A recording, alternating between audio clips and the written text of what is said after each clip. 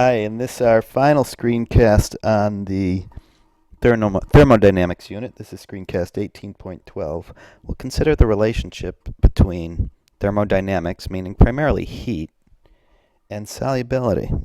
Now, this might seem to be a fairly obscure subject, although I guess you could predict that as things heat up, they become more soluble, and not even that's always true. But let's take a look at a sample problem that has to do with these two topics.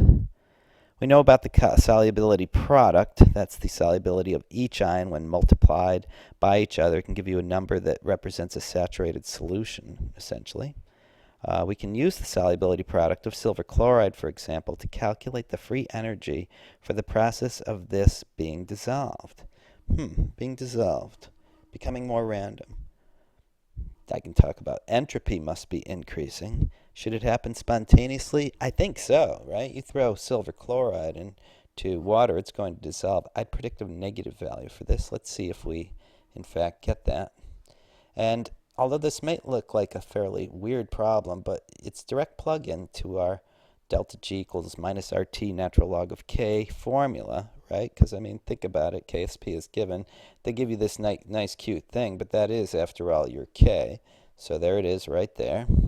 There's our temperature. Oh, we got to convert to Kelvin. No big deal. Add 273 joules per Kelvin mole.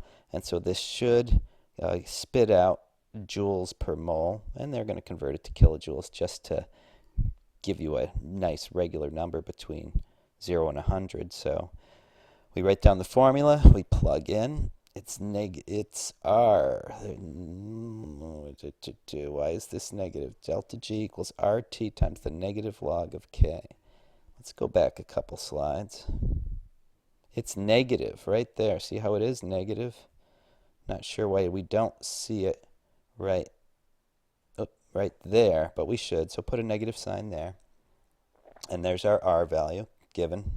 There's our T, given. There's our natural log of K, given. Plug that in, and you'll find out that this is a positive value. Isn't that interesting?